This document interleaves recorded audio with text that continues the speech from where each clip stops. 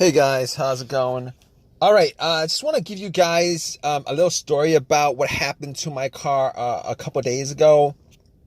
So basically, what happened was the car was driving fine all day without any kind of issue, uh, and I went to Walmart, parked it there, went, got something, came back, and out of nowhere, it wouldn't crank.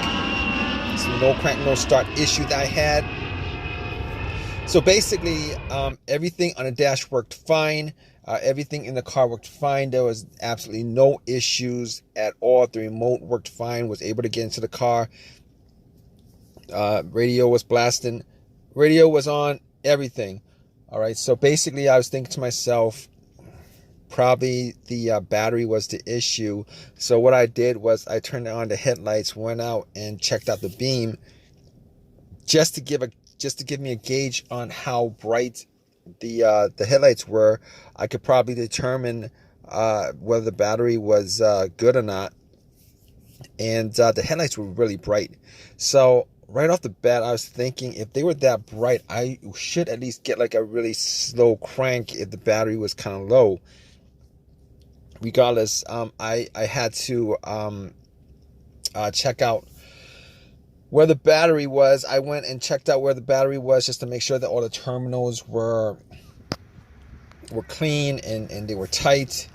And I noticed that the terminals were a little bit corroded. There was some white bluish stuff on there. So what I did was I took out a bottle of Coke, poured it on the terminals, and was trying to clean it with some paper towels, and was able to clean it pretty good. Now the terminals weren't super tight. I was able to wiggle it out, but they were snug in there, so I knew that it probably wasn't the terminal being loose that was causing the issue. And then after I cleaned it up, popped it back on, and tried to start the car, it did the same thing. It wouldn't crank, it wouldn't start. But everything else seemed to be working all right. So at that point, I was thinking to myself, all right, maybe it could be a weak ground wire. If you guys don't know what where the ground wire is, the main ground wire is pretty much the negative terminal, and most of the time it connects to the frame of your car. So I checked it just to make sure there was no corrosion, that it wasn't split or anything like that. There was no issues with it. So what I did after that was, I had a battery pack that I bought a couple of months ago, because I had the same situation where I swapped out the battery. I was hoping that it was the battery, even though I swapped it out, considering I could actually just swap it out at Walmart. So I actually put the battery pack on there. It was at 100%. Tried to start it, and still wouldn't start.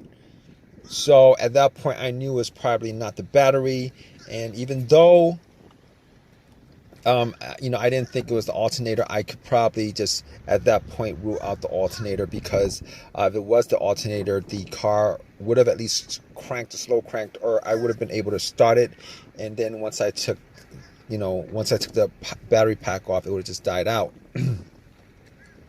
So at that point, I was able to rule out a bunch of stuff. I was able to rule out the battery, the ground cable, and the alternator, even though that probably wouldn't have caused the issue. So after going through that, I was thinking to myself, could it be something? Could it be the car's computer ECU? Because I did see a check engine light on my dash, and that check engine light was there.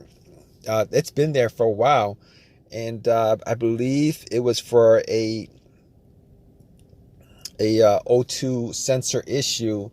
Now, I did have an OBD2 that I bought from Walmart, and it was a $19 OBD2, one of the cheap ones, and I pretty much hooked it on to my OBD port, and try to make sure that I was actually getting a connection between the car's computer and the car itself. It did scan all the way through. Now I'm pretty sure that that the OBD2 wouldn't actually pick up anything that would cause a no crank, no start situation for the most part, except if if if the car's ECU, the car's computer was, for some reason separated from the car. For what reason, couldn't communicate with the car. But anyway, regardless, I actually plugged it in. It scanned all the way through. Only code that popped up was the aux02 sensor code. And at that point, I was pretty sure that it wasn't anything to do with the car's computer, any codes that would cause it. And I actually had to move on to some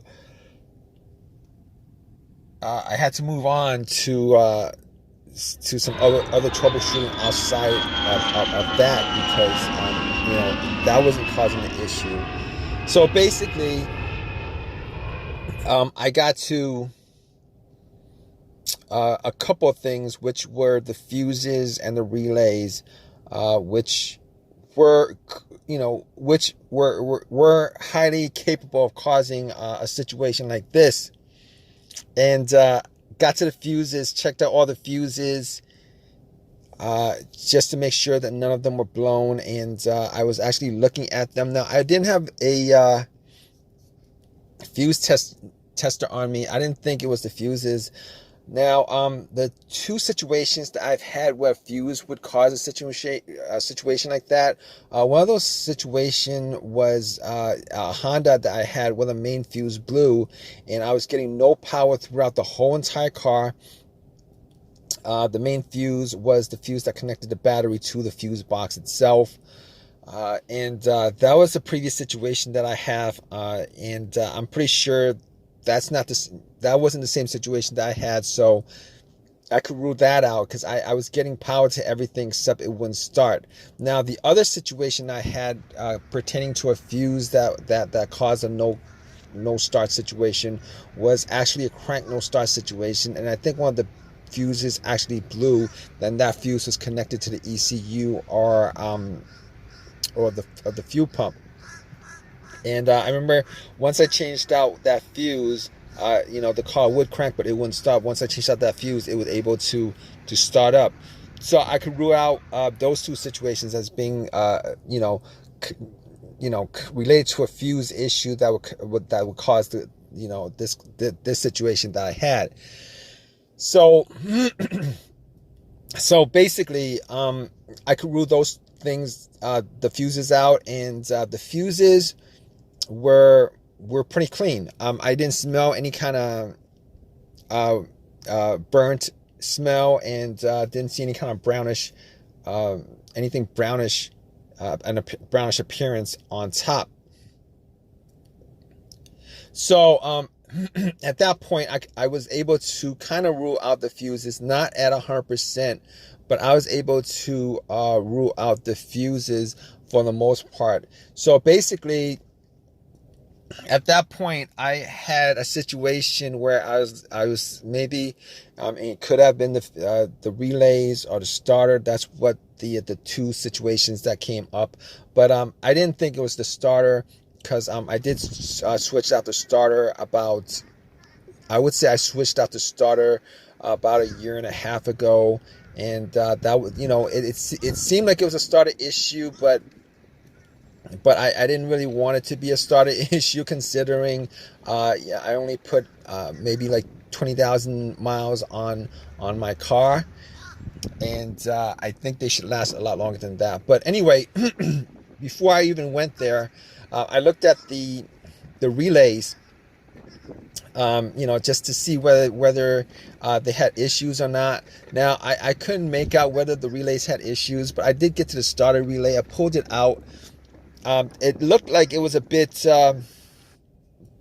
dirty or whatever, but I had some rubbing alcohol, put it on some paper towel, and wiped the connectors, put it back in, try to start it. It really didn't do anything. Didn't change up the situation. So I was thinking it was a weird situation, because it would click every time I would try to start the car, it would click, but it wouldn't crank at all. Normally when it clicks, it normally means that the relay is working, because that's what the relays do when there's electricity going through, that it clicks to connect the connection, to whatever it's relaying the electricity to. But regardless of that, I actually had another relay that I was able to swap out with that, and I actually was looking for another relay with the same, with this a similar relay in the box, and I was actually able to find one. And what I did was I took that relay out, and I swapped it with with the other relay, and I went back and tried to start it, and guess what? Bam! It started up. It worked without a problem. And at that point, I knew that it was the relay that was the problem. All right. So it was a pretty easy fix. I drove to AutoZone, which was within that whole shopping center. Swapped out the relay, and that was like 3 days ago. Haven't had a situation since. I've been driving the car, turning it on, off, for 3 days. Haven't had that situation at all. So just want to give you guys, just to give you guys that story of a quick fix that I had of my car.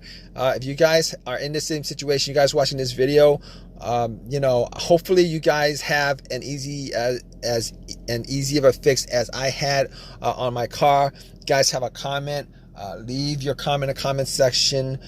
Please give me a thumbs up. Please subscribe.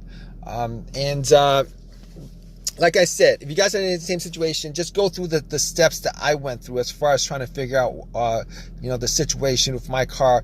And, you guys should be good as far as, troubleshooting and diagnosing your particular problem. Take care, guys.